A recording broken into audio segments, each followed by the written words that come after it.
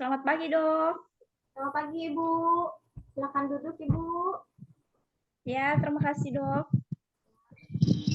Nama saya Diperintah yang bertugas pada pagi hari ini. Kalau boleh saya tahu, Ibu ada keluhan apa atau ada permasalahan apa yang bisa saya bantu? Ibu, di sini nama anak saya Tini. Saya Ibu Tini. Ibu di sini anak saya tuh sering nangis, rewel, terus ASI saya kurang. Terus 2 hari ini anak saya mencret, BAB-nya cair. Terus BAB-nya tuh 6 sampai 7 kali dalam sehari, Dok. Apa ya, Bu? Keluhannya anaknya kalau boleh saya tahu, anaknya namanya siapa, Bu? Kenapa, Bu? Nama anaknya kalau boleh saya tahu siapa? Oh, nama anak saya, Dok.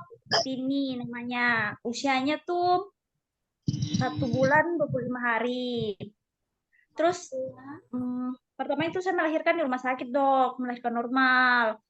Beratnya tuh 3 kilo. Terus panjangnya kayaknya kira-kira 50 cm kalau nggak salah sih, Dok. Terus pada saat usia 1 bulan dia kan imunisasi. Berat badannya berkurang. Beratnya cuma 2.950 kilo, Dok. Dan sekarang berkurang lagi. Cuman 2.900 gram, Dok. Ini anaknya namanya anak ini apa ya? Iya, Dok. Saya ulang ya, Bu. Anak ini usia 1 bulan 25 hari ya. Dengan panjang Iya, Dok. badannya 50 cm, saat ini berat badannya 2.900 gram. Terus Ya. anaknya nangis, rewel, terus ada mencret juga ya 2 hari yang lalu ya. Iya, Dok. Kalau boleh saya tahu, Ibu, ini anaknya masih ASI? Ya, dari awal saya melahirkan dari rumah sakit, saya kasih ASI, pulang ke rumah pun saya kasih ASI, Dok. Tapi karena anak saya sering nangis, jadi saya pikir ASI saya kayaknya kurang. Terus sejak 1 minggu yang lalu saya kasih susu formula, Dok, tapi saya masih kasih dengan ASI. Terus tapi ASI saya tuh saya kurangi, siangnya cuman saya kasih 3 kali sehari, terus malamnya juga 3 kali sehari. Terus kalau susu formulanya saya kasih siang hari aja, Dok. 3 kali 300 mili atau 1 takar susu formula. Tapi semenjak mencret saya kurangi lagi, Dok, susu formulanya. Susunya saya encerkan terus hanya 1/2 takar dari 30 mili, Dok.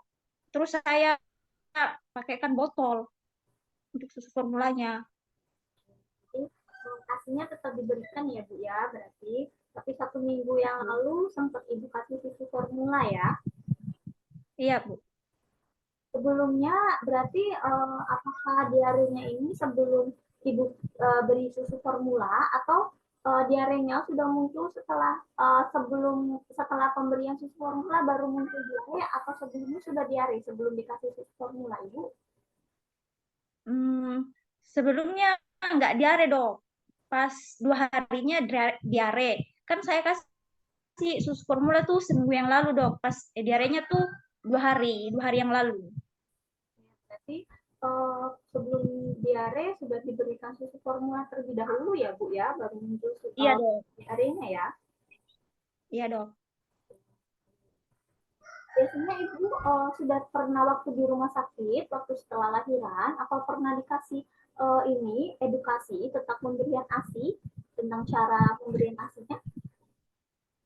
Nggak ada sama sekali, Dok. Waktu hamil pun saya nggak dapat edukasi tentang pemberian ASI, bagaimana ASI itu bermanfaat bagi bayi, bagaimana cara meningkatkan produksi ASI, nggak pernah sama sekali, Dok. Saya ringkas dulu ya Bu, dari yang Ibu sebutkan, yang Ibu ceritakan pada saya ya. Baik, dari berat Bu. badan anak ini berusia 1 bulan 25 hari dengan berat badan 2.900 gram, panjang badannya Ya, Dok. 50 cm, ini masih termasuk golongan gizi buruk. Kemudian Ya, ada Dok. keluhan anaknya rewel, gampang mudah menangis, saat ini sering nangis, terus ada diare juga 2 hari. Ya, terus Ya, Dok. kekhawatiran dari ibu sendiri kalau anaknya menangis karena rewel, karena susunya kurang diberikan ya. Iya dok. Terus sempat sebelum diare sempat dikasih susu formula selama satu Iya, akar ya. Terus iya dok. konsumsi asinya itu pagi atau siang harinya 3 kali, malamnya 3 kali ya. Iya dok. Itu jelaskan terlebih dahulu. Jadi anak ibu ini masih tergolongan gizi buruk. Terus kemudian seharusnya pada usia 1 bulan itu cukup pemberian ASI eksklusif aja. ASI eksklusif itu pemberian ASI yang hanya ASI aja yang diberikan selama usia anaknya 6 bulan. Setelah usia 6 bulan boleh ibu kasih makanan tambahan atau boleh juga dikasih ibu boleh kasih susunya. Cuman untuk kondisi anak ibu saat ini yang baik cukup dikasih ASI eksklusif aja. Kemudian Iya dok. kenapa sih Bu saya bilang cukup beri ASI aja? Karena manfaat dari ASI sendiri itu sebagai antibodi untuk anaknya, sebagai nutrisi yang cukup untuk anaknya. Jadi ASI dari Iya ibu dok. sendiri itu sudah mencukupi untuk anaknya sendiri. Terus kemudian anaknya menangis dan rewel. Sebenarnya menangis dan rewel itu bukan salah satu mungkin tandanya bisa jadi keadaan misalkan ibu anaknya pakai popok, mungkin popoknya sudah penuh, anaknya jadi gerah atau merasa nggak nyaman popoknya, jadi anaknya mau nangis atau bisa juga karena memang pemberian nasinya yang kurang. Karena di sini ibu tadi jelasin ke saya kalau pemberiannya 3 kali di pagi hari, 3 kali di malam hari. ASI yang bagus, yang baik itu kalau pemberian asinya itu minimal diberikannya 8 kali. Nah, lebih bagus kalau misalkan diberikan lebih dari 8 kali. Tidak apa-apa, itu boleh. Justru lebih bagus atau sesuai keinginan bayinya. Terus kemudian, untuk yang terus kedua, selain karena kekurangan ASI atau popok yang kurang, bisa jadi anaknya butuh perhatian. Jadi ada sebagian bayi yang mintanya digendong atau mintanya disayang. Biasanya kayak gitu. Ya. Jadi jangan khawatir, jangan merasa kalau anaknya menangis atau rewel karena susu yang ibu berikan atau ASI yang ibu berikan kurang. Tidak Oh iya semua dok. masalah anak menangis dan rewel itu hanya karena kekurangan pemberian ASI ya, ya. Iya dok. Dok, di sini kan ASI saya kan agak-agak kurang dok. Saya mau bertanya, apa yang bisa saya konsumsi sehingga meningkatkan produksi ASI saya semakin meningkat? Menjelaskan juga untuk yang bagaimana meningkatkan produksi ASI-nya. Jadi Ya dok. kalau untuk meningkatkan produksi ASI, ibu sesering mungkin untuk menyusui adiknya, menyusui anaknya. Adik menyusui sering mungkin itu produksi ASI akan semakin banyak untuk berproduksi. Ya. Ya dok. Itu tata cara menyusuinya harus benar. Terus terus yang ketiga biasakan untuk bahagia, rasa bahagia, jangan rasa stres atau banyak pikiran itu juga mempengaruhi terjadinya produksi ASI. Oh iya dok.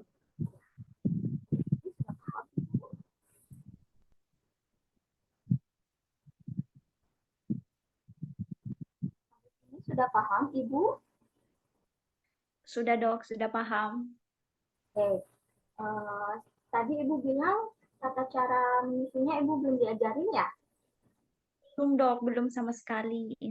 Saya ada brosur, mungkin bisa dilihat Ibu. Ya, ya dok.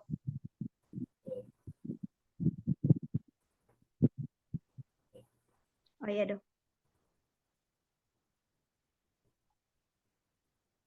Ini tata cara untuk menyusui dengan baik. Pastikan dulu posisi ibu nyaman buat ibunya dalam menyusui.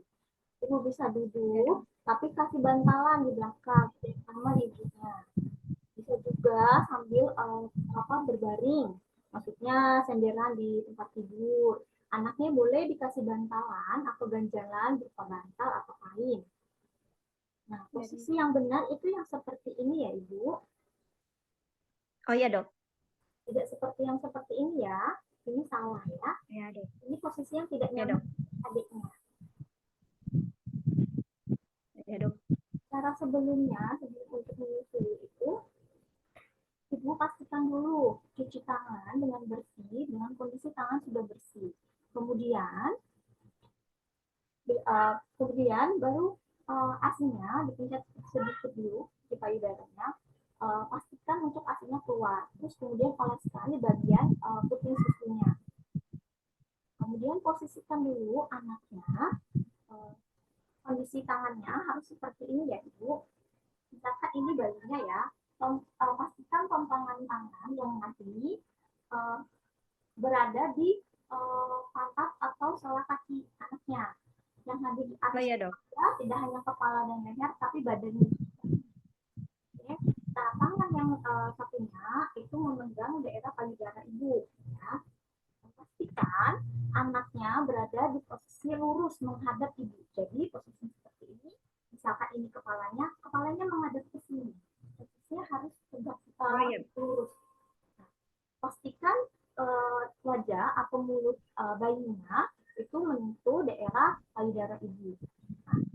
Nah, cukup ibu jangan dipaksakan. Jadi cukup kenalin aja puting susu ibu ke mulut bayi sampai mulut bayinya mau membuka sendiri. Sampai dia membuka dengan lebar. Kalau dia sudah lebar, sudah masuk, dan bagian yang hitam-hitam itu, bagian hitam atau sebut areola, itu tertutupi dengan mulut bayi, berarti kondisinya sudah bagus, sudah baik posisinya. Terus perhatikan waktu anaknya menyusui. Kalau anaknya menyusui teratur, dalam, kemudian ada fase istirahatnya, itu kondisi yang menyusui yang secara efektif. Terus dengarkan seperti dia menelan ASI. Kalau sudah ada menelan ASI, berarti posisi menyusuinya sudah bagus, sudah benar, sudah efektif. Tetapi kalau misalkan pada saat tidak efektif, tidak merasa tidak satu, tidak dalam, coba diulangi lagi posisinya yang benar. Ya. Oh ya, Dok. Terima kasih, Dok. Nah, kemudian saya ajarin juga untuk teknik melepas hisapan bayi supaya tidak ada payudara yang lecet atau terluka saat anak sudah lepas ASI biasanya, apalagi anak-anak yang sudah muncul gusi atau ya.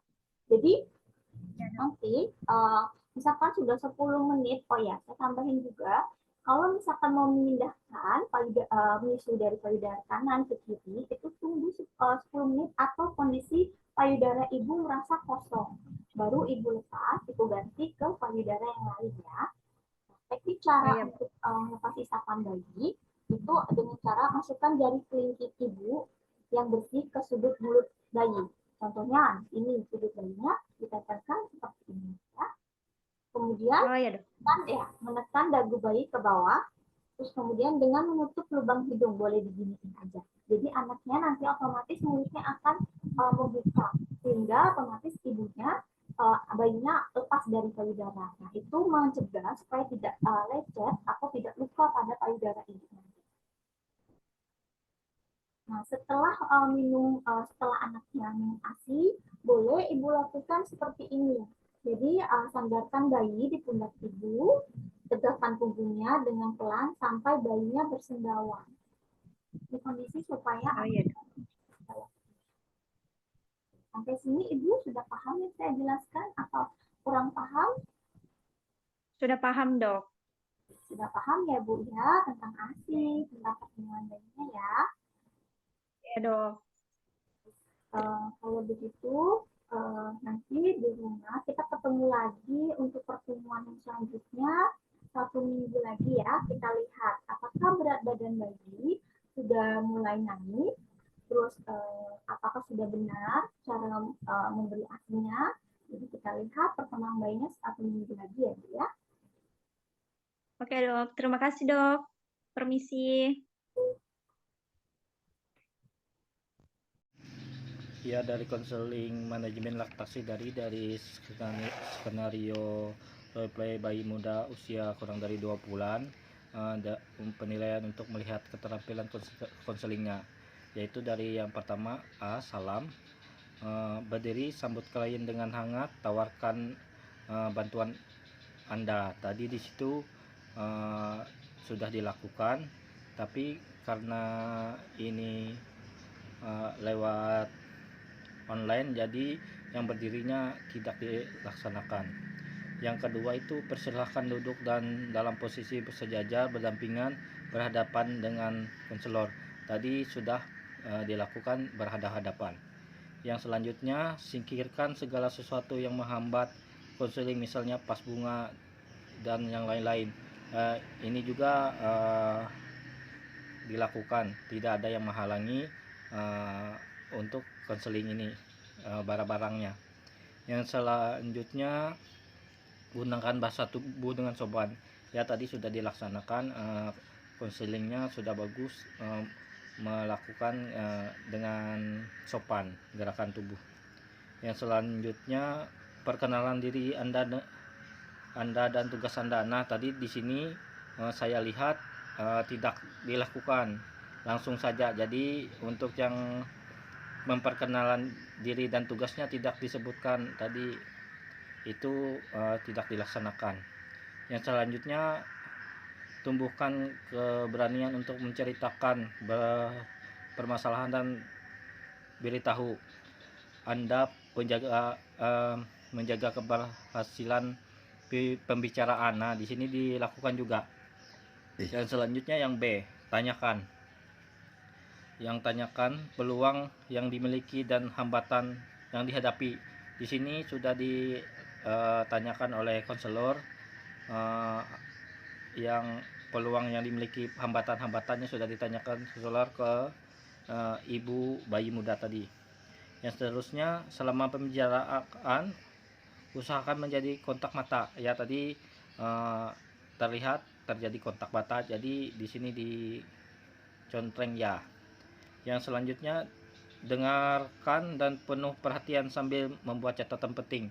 Ya, tadi pas ibunya menjelaskan, konselor memperhatikan dengan baik. Terus dibuat catatan kecil juga. Selanjutnya, yakinkan klien keterangan yang diberikan sangat membantu menemukan akar masalah. Ya, tadi konselor juga meyakinkan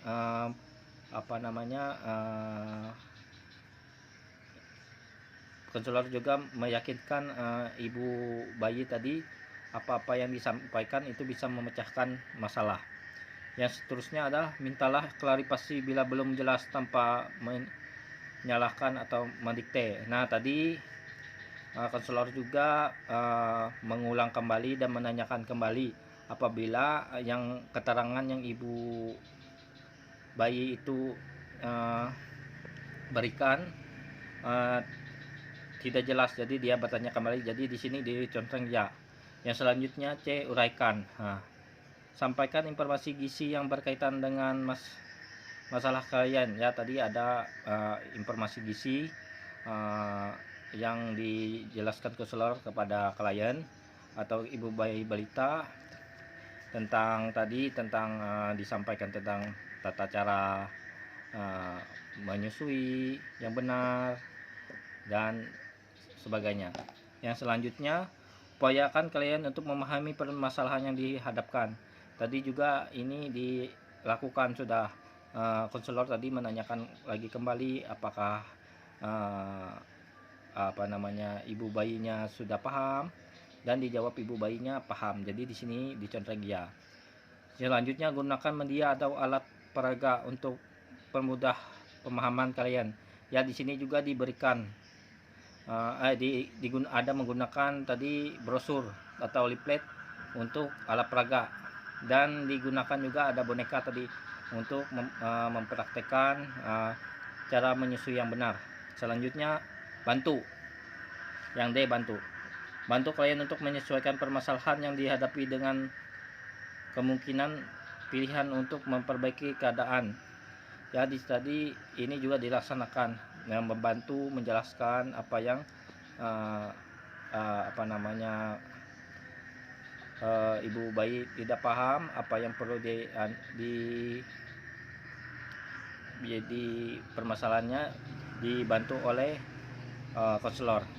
Selanjutnya, bantu klien untuk memahami berbagai cara memecahkan masalah yang dapat dilakukan. Ya, tadi ini sudah disampaikan oleh konselor juga beberapa cara untuk memecahkan masalah, misalnya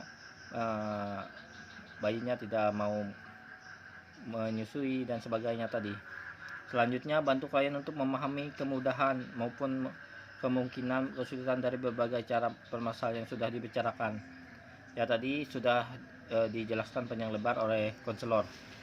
Yang selanjutnya, bantu klien untuk memutuskan pilihan cara pemecahan masalah yang dilaksanakan.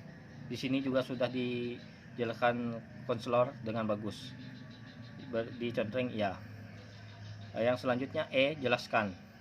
Jelaskan pada klien segala informasi baik sumber daya yang tersedia untuk memudahkan memecahkan masalah. Ya, ini dilakukan oleh konselor, tapi di sini untuk koreksinya tadi ada ibu bayi menanyakan apa-apa saja makanan untuk menambah asinya. Di sini menurut saya kurang dijelaskan oleh konselor dengan rinci. Bisa ditambahkan misalnya di situ apa-apa saja makanannya, misalnya untuk kan ibu menyusui ini lebih banyak keperluan nutrisinya, terutama protein, gara-gara kan menyusu, kalorinya lebih banyak dibutuhkan. Jadi bisa ditambahkan di situ makanan-makanan yang dibutuhkan oleh ibu bayi. Yang selanjutnya, diskusikan cara mengatasi kesulitan hambatan yang akan dihadapi. Ya, di sini konselor juga mendiskusikannya dengan ibu bayi. Yang selanjutnya, gunakan media KI dan alat peraga saat memberikan penjelasan. Ya, tadi ada menggunakan media atau KIE-nya, yaitu brosur atau leaflet tadi. Yang terakhir yaitu yaitu ulangi. Ulangi secara ringkas, lambat segala informasi yang telah disampaikan, keputusan yang telah diambil. Ya, di sini sudah dilakukan oleh konselor juga. Dia mengulangi apa-apa yang sudah dijelaskannya dengan ringkas, rinci, dan singkat. Yang selanjutnya, buat janji untuk pertemuan berikutnya. Di sini untuk buat janji untuk pertemuan berikutnya atau itu juga dilaksanakan. Yang selanjutnya, ucap terima kasih dengan penghargaan kepada klien untuk pertemuan tersebut. Ya, sudah dilakukan. Mungkin itu saja penilaian keterampilan konseling laktasi ini. Terima kasih.